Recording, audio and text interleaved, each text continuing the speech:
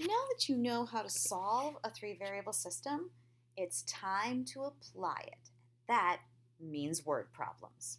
So we're going to look at how to break down a word problem for a three-variable system and get it all to work out at the end. So solving word problems is always the hardest thing.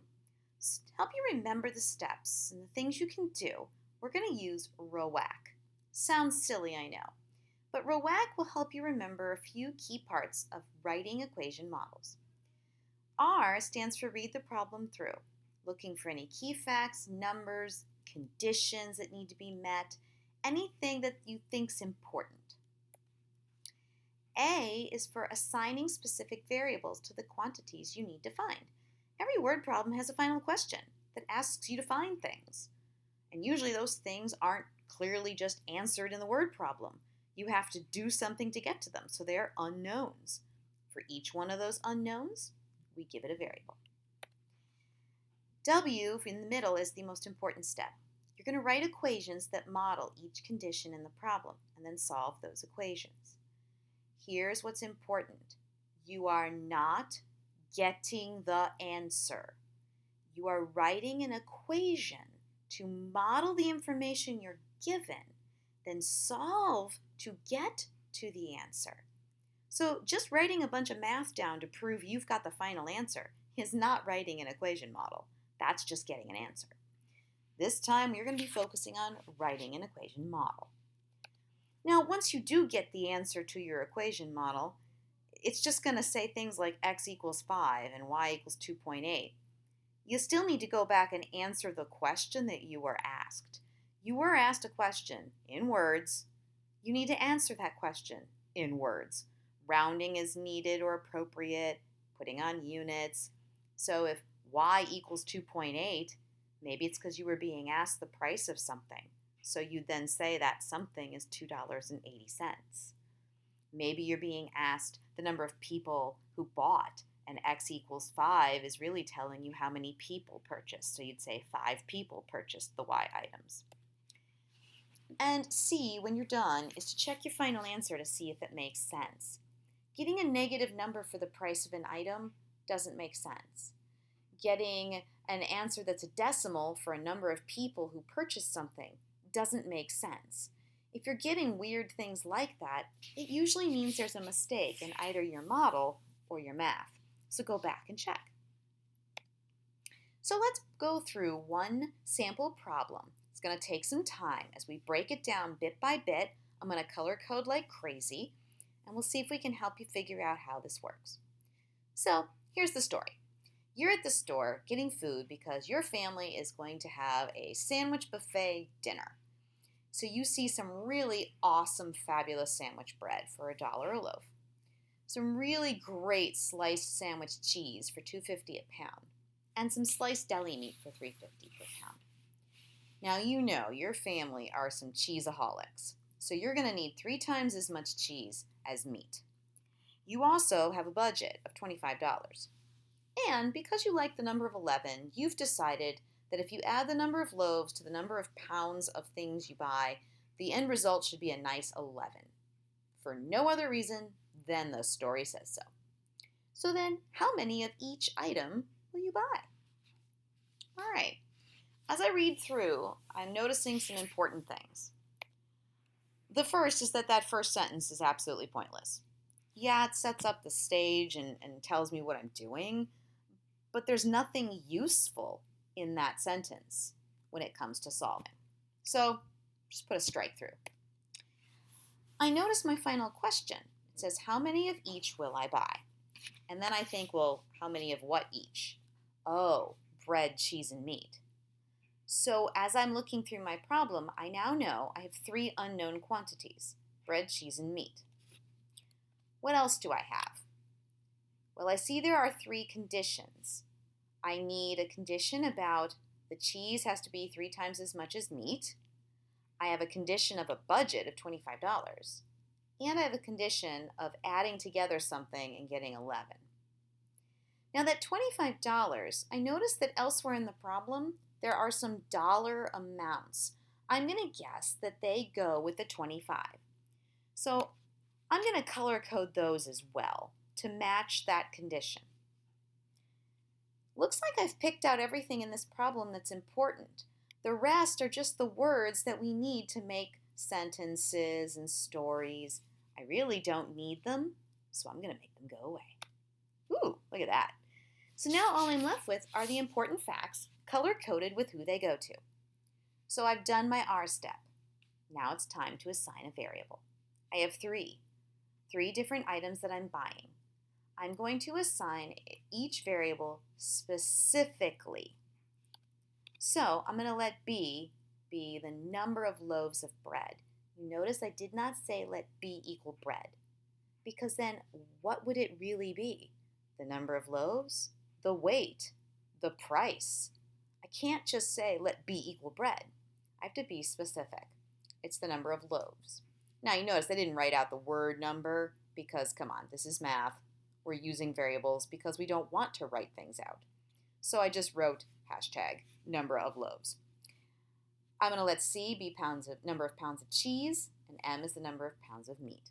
So each of my variables represents a number of things. Ooh, number of things.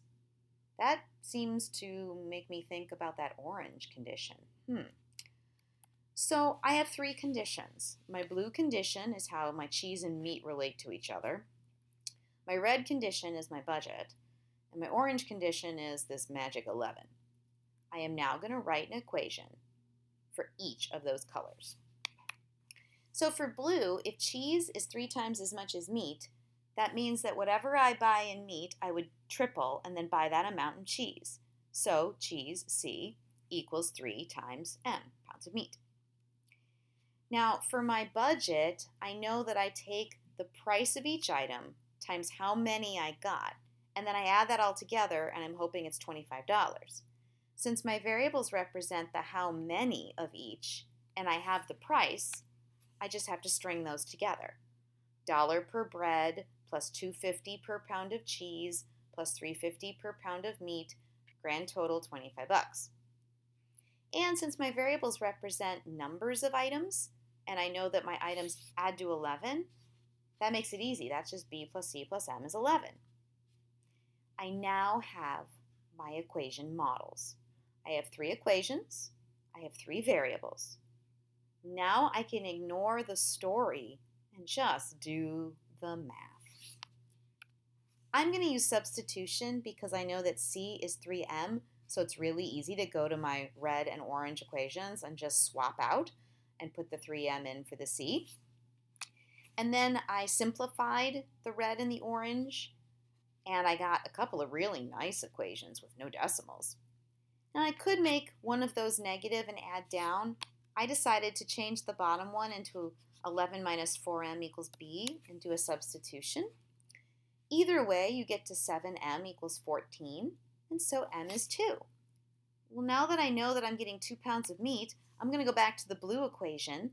I know that I'm going to get 3 times as much cheese, so I'm going to get c equals 6. And now I know both m and c. I need b. I really don't like the red equation. I could use it, but it's got decimals. The orange equation doesn't. So I'm going to go back to orange, plug in the 6 and the 2, and I get that my b is 3. Now I have the answer, and if this were algebra, I'd write it as a coordinate in alphabetical order, 3, 6, 2. But this is not algebra. This is an application. I wasn't asked the coordinate. I was asked how much of each item I buy. So I need to answer that question. I buy 3 loaves of bread, 6 pounds of cheese, and 2 pounds of meat. And there we are. Whole thing solved. Take some time, process through it, and when you're ready, I've got another example for you to try. All right, here you go. I highly recommend you do this. I want you to read and write the model. That means get your variables, write your equations. Once you've done that, then the next slide will have the model. You can take a look and then try solving it. So here we go. You want to order your family dinner for curbside pickup at the local restaurant Jalapeno. The problem is Jalapeno doesn't list the prices for their individual items on their website. Now, that might sound silly, But if Jalapeno is a franchise restaurant, then each franchise owner gets the right to set their own prices based on regional things like the regional cost for ingredients and things like that. That sometimes is why you won't see individual price items on a website for especially a retail or a franchise. Anyway, you decide you're going to figure this out. Obviously, this is a strange problem because if you did talk to 3 friends who ordered in the past, you would probably have just said, hey, dude, what was the price of a burrito on your receipt? But let's pretend that they don't have the receipt. All they remember is what they ordered and what it cost. So Bob got 3 burritos, 5 tacos, and 12 cinnamon churros and spent $37.25 before tax and delivery and whatever. Or it's pickup, so just tax. Betty had a burrito, 6 tacos, and 8 churros and spent $25 before the tax. And Billy ordered 2 burritos, 2 tacos, and 4 churros for a total of $17.50 before the tax. So based on that, could you figure out the individual price for a burrito, a taco, and a churro? Give it a shot. See what happens. Here we go. I color-coded some various things, and I got down to this system model. See how this one compares to yours. If all is good, then go ahead and pause, and you can try solving your system. The next thing up will be the final work and solution. So go ahead and pause and see how you can do. Welcome back. Here's all the work. Comes down to a burrito is $4.50, a taco is $1.75, and a churro was $1.25. So take some time, pause, process through all the work, especially if you did not get to those 3 answers. Take a look, see if you can find any error that you made, because that will be helpful in moving forward. So I'll give you some time to process. When you're ready, restart. Okay, welcome back. If everything's going well, you're now ready to move forward on your own. Biggest piece of advice I can give you, take your time. Write the model, make sure it makes sense, and then solve, and you'll do fine.